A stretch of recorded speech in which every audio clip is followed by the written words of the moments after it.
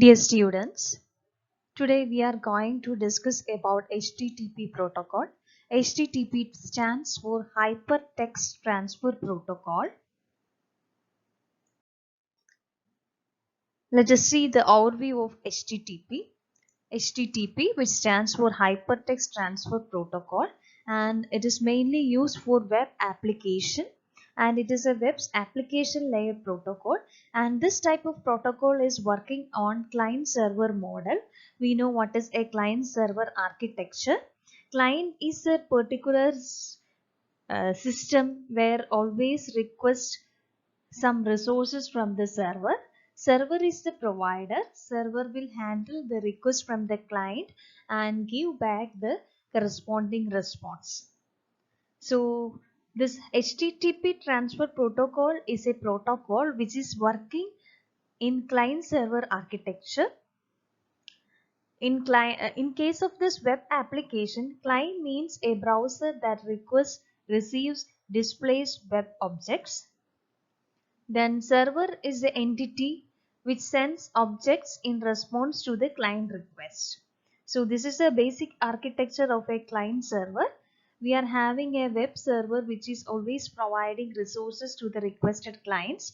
Then our clients in the web application architecture are the web browsers. So web browsers will send a particular data request towards the server, and this request is passed from the browser to the server as an HTTP request. So what the server do is server handle that particular request and give back the result as a response object of HTTP protocol. So here in this diagram we can see that a PC is running with Explorer and a Mac OS running the Navigator. So this PC is having Internet Explorer and this is having Navigator. This browser is requesting a data from the web server, and that request is passed from this Explorer to the server as an HTTP request. So server process that particular request and give back the result as a HTTP response item.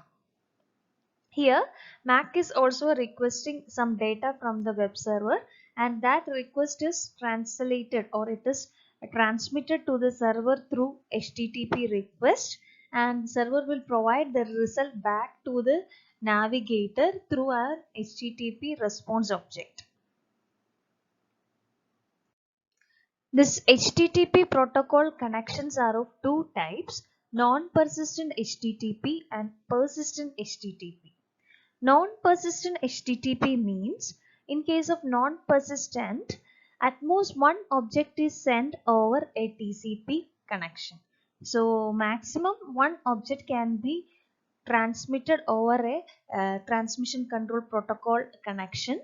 And in case of persistent HTTP, we can send multiple objects through the single TCP connection.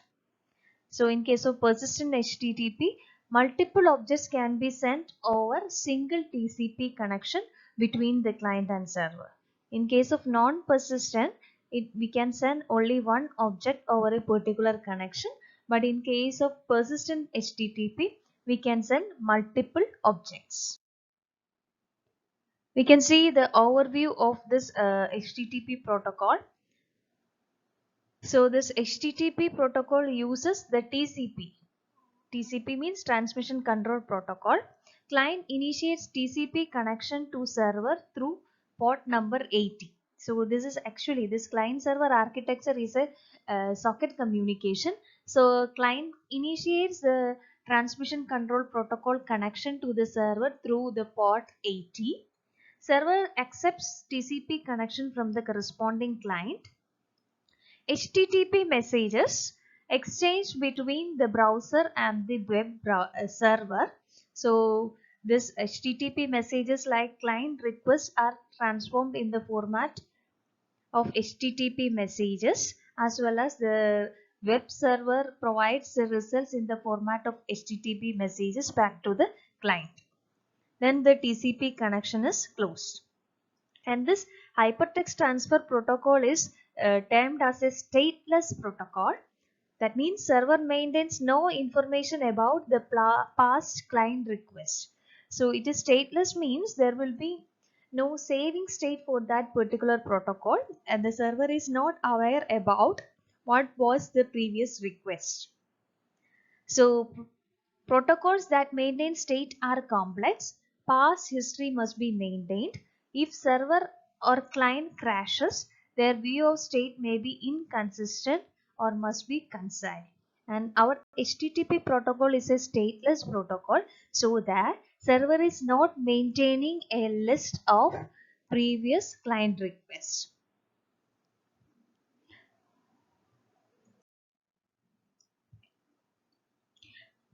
Now we can see the non-persistent HTTP. Here we are having a particular flow. So suppose user enters the URL www.someSchool.edu/some-department/home.index. So this web page contains text references to 10 JPG images. So for that particular address, this address is entered on the address bar of the browser. So what happens is HTTP client initiates TCP connection to HTTP server at www.someschool.edu on port 80. So this particular browser initiates a TCP connection to the corresponding server of this particular URL. HTTP server at host someschool.edu waiting for TCP connection at port 80. It accepts the connection, notifying client. So the server is always waiting for a client request arrival. So its connection port 80 is always waiting for a request. So at that time this particular request arrives the corresponding server. So server accepts that particular connection and it will give a notification back to the client that the connection is accepted. In the second stage, HTTP client sends HTTP request message into TCP connection socket. Message indicates that client wants object some department slash home dot index. So initially what happens in the particular connection establishment, or in the first stage the connection is established between the client and the corresponding server. In the second stage, client gives a request for the web page some department slash home dot index towards the corresponding server.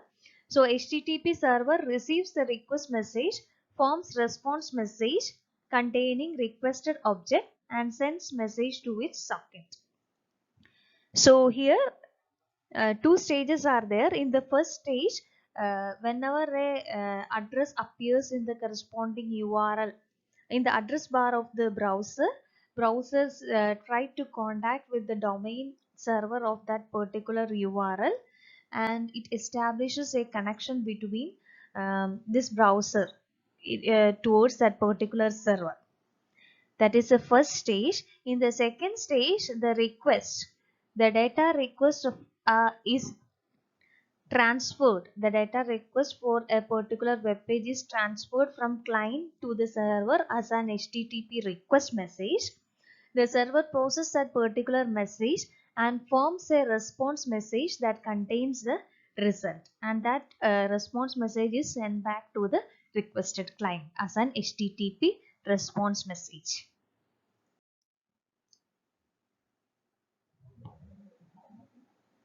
And in case of this non-persistent HTTP, after providing that particular resource, HTTP server closes the corresponding connection. And the next stage, HTTP client receives response message containing HTML file, displays HTML, parsing HTML file, and finds certain reference JPG objects. And steps 1 to 5 should be repeated for each of the 10 JPG objects. So here the initial website is accessing text as well as 10 JPG images, and for each image the client have to establish a connection, a new connection with the corresponding web server, because For the first request, the server will be provided that particular data, and after providing the first data, the connection will be closed by the server. For getting the second item, again the client have to make a particular connection establishment, and a corresponding request will be sent to the server. After providing the second data, the server will stop that particular connection. Likewise, this process will be continued for 10 objects. This is the case of non-persistent HTTP. The idea is that in non-persistent HTTP, only one object is transferred from only one object is transferred from client to server as well as server to client. After that, the connection is closed. Non-persistent HTTP response time. So, definition of RTT, that means it's the time for a small packet to travel from client to server and back. So response time means 1 RTT to initiate TCP connection. So that is one particular, in order to establish a connection, or in order to provide a resource for a particular request, first thing is they have to establish a connection, then that acknowledgement will be provided back, then after that a file should be requested, then the transmission of file from server to client. 1 RTT for HTTP request and first few bytes of HTTP response to return, and the file transmission time is total, it will be equal to 2 RTT plus the transmission time. Sometimes there may be some delay due to network traffic, that is termed as the transmit time. In case of the persistent HTTP, we can see how much time it takes. In case of non-persistent HTTP, some issues are there. It requires 2 RTTs per object, that is 2 response time interval per object. OS overhead for each TCP connection, and browser often open parallel TCP connections to fetch reference objects. And in case of persistent HTTP, server leaves connection open after sending responses, and subsequent HTTP messages between the same client server sent over open connection. Client sends request as soon as it encounters a reference object, as little as 1 RTT for all the referenced objects. In case of this HTTP protocol provides 2 types of messages, request message and response message. This is the format of a request message. HTTP request message is having like this.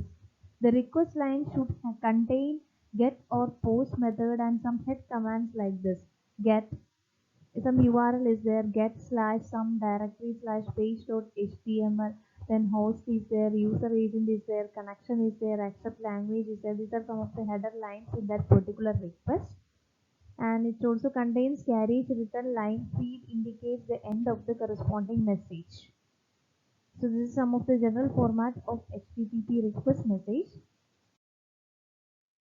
And this is the corresponding message format, method, then SP, URL, version, CR, then header field name, value, then entity body. This is the request line and this is the header lines, and this is the body of the corresponding message.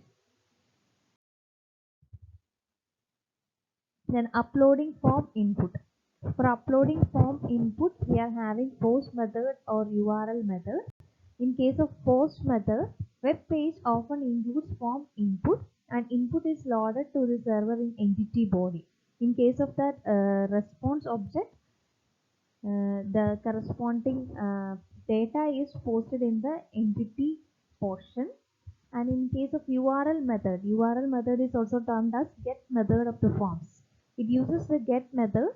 Input is uploaded in URL field of request line. We know that in case of using get method with form submission, the input data is appended to the URL.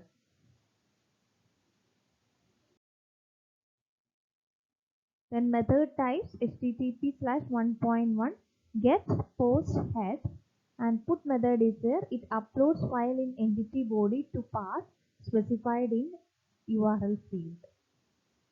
Then some additional methods are there. Delete file specified in the URL field. Then trace. It echoes request message from server. Then option. Return HTTP methods that the server supports. And connection. TCP/IP tunnel for the corresponding HTTP connection. And these are some of the methods which can be used with HTTP protocol. Now we can see the message format of HTTP response message. So this is the general format of HTTP response message. Version is there, status code, phrase.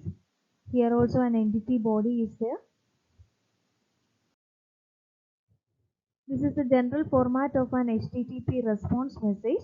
In this particular message, the status line contains the protocol, status code, status phrase, then some header lines are there. Then after the header lines, data is appended. Data which corresponds to the requested HTML file is appended with this particular header lines. Now we can see what are the response status codes for HTTP. In first line in server client response message, some few sample codes are there. 200 means it is okay. Request succeeded. Requested object later in this particular message. 301 it moved permanently. Requested object moved. New location specified later in the corresponding message. Then 400 its code means that it is a bad request. Request message not understood by the server. 404 not found. Requested document not found on the server. 505 HTTP version not supported. These are some of the codes which is displayed on the client side, and this corresponding code represents the status of the corresponding request. If the 200 means the request is okay and a requested object will be in the coming messages. Then 301 means it is not available and it is moved to a new location. Then 400 means it is a bad request, that means this is not recognized by the web server. Likewise 404 means it is not, the requested page is not found in the corresponding web server, like that.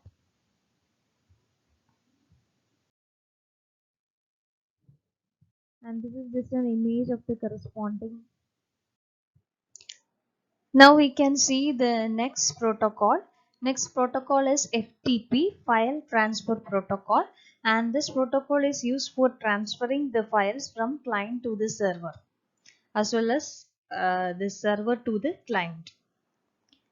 So this protocol is used for transferring large files using different formats. It transfer file to and from remote host, and this FTP protocol is used in client server model. We know client is a site that initiates the transfer and server is the remote host.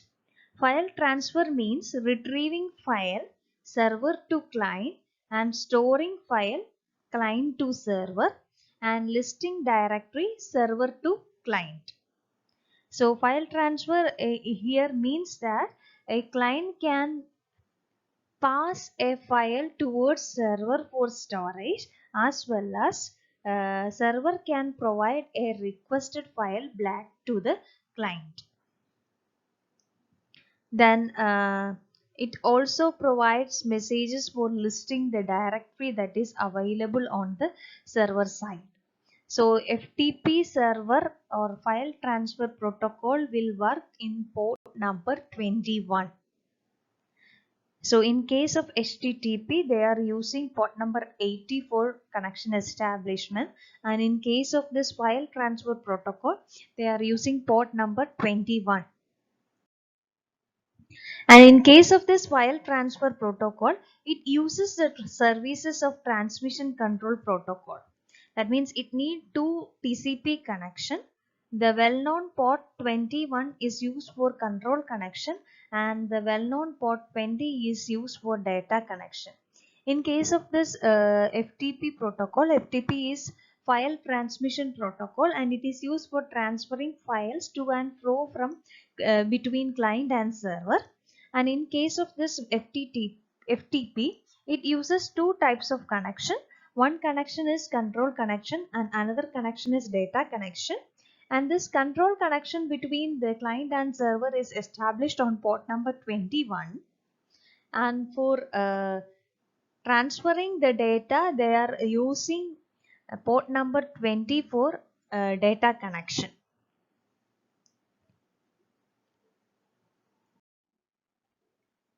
And this is the normal architecture of a file transfer protocol. Here we are having the client and this is the server. Client is attached to a local file system and server is attached to a remote file system. In the client side, we are having a user interface, control process and data transfer process. So this control on the server side, control process is there as well as data transfer process is there. So in case of file transfer protocol, this protocol establishes two connection. One connection is control connection and second connection is data connection. So control connection is used for establishing the connection and it is for the entire session, and data connection is available only for file transferring time. And in case of this file transfer protocol, the client will establishes a control connection towards the server. Then through after establishing the control connection, if a request for a particular file arrives, then only they establish the data transfer or data connection. And in case of this FTP, this control connection is worked on port number 21 and data connection is established on port number 20. So two connections have different lifetime, and if we are comparing the lifetime, control connection is active during the entire session, and in case of data connection, it will be opened and closed for each file transfer. If you want for initially you have to establish a control connection. After establishing the control connection, if a request arrives, then only the data connection initiates. After providing that particular request, the data connection is closed. For the next time, again we have to establish a data connection, then the corresponding file transfer can be occurred. Now we can see the communication over data connection. Files are transferred through data connection and client must define the transferring file type, the structure of data and transmission mode. All this information will be transferred prior to transfer actual data. So I already mentioned that this file transfer protocol is having this protocol establishes two types of connection, control connection and data connection. This data connection is only active at the time of file transfer. This file transferring actually happened through this data connection, and the client must define the type of the transferring file, what should be the structure of data inside that file, and what should be the transmission mode. All these things should be mentioned by the client. So all this relation, all this information like the file type, the structure of data and transmission mode, all these things should be informed prior before doing the actual data transfer. So this is just a diagram which showing the data transfer process. So this is the local storage for the machine, client machine. So this is the data transfer process which is initiated by the client. So this is the server side which contains a local data type and structure. So the data transfer process is established on port number 20. So through this particular data connection, File type, data structure, and transmission mode are defined by the client, and only after providing the details the file transfer should occur.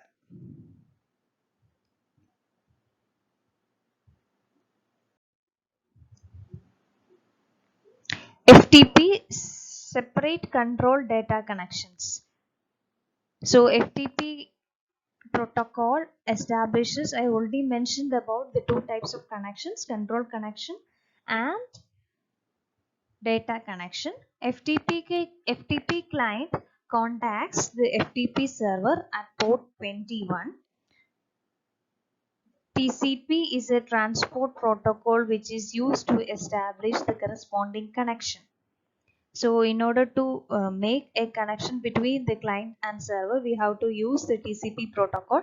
At the same time, for establishing the file transfer protocol, FTP client has to contact with port number 21 of the file corresponding FTP server. Client authorized over control connection. So through the control connection, the authorization of client is verified. It checks whether the client is an authorized one or not. Then client browses remote directory by sending commands over control connection. Through the control connection, client can send their commands towards the server.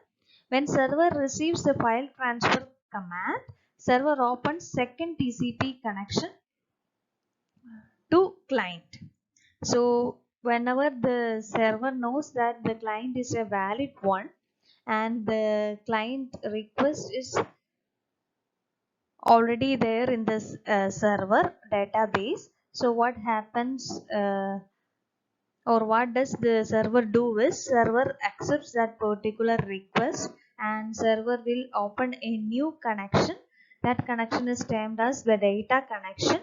Server opens a data connection towards the FTP client, and this connection is established on port number 20, and through this particular connection the server is transferring the file towards the corresponding client.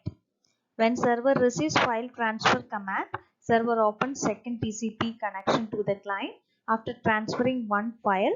After transferring the requested file, server will close that TCP data connection at port number 20. So when the next request arrives from the same client, again the server will open a new TCP data connection over port 20 and it will provide the corresponding file. Likewise, after providing the file, that data connection is closed. So server opens another TCP data connection to transfer another file. FTP server maintains state, current directory and earlier authentication. So FTP server maintains state means the history of that particular file transfer is maintained. Then current directory as well as earlier authentication is also saved on the server side, FTP server side. But in case of HTTP protocol, hypertext transfer protocol, that protocol is a stateless protocol. That means the server is not aware about what was the previous request. So, but in case of FTP protocol, it is a state protocol, which means that in FTP protocol the history is already saved so that the server gets an idea about what was the previous data transfers. Then FTP commands and its responses, some of the sample commands as well as some of the sample return codes. The commands is like this: send us ASCII text over control channel, user for username, pass for password, list, return list of file in current directory, retr file name, it retrieves the gets file, then stor file name, it stores the file onto remote host, and some sample return codes are there, status code and freeze, 331 return code.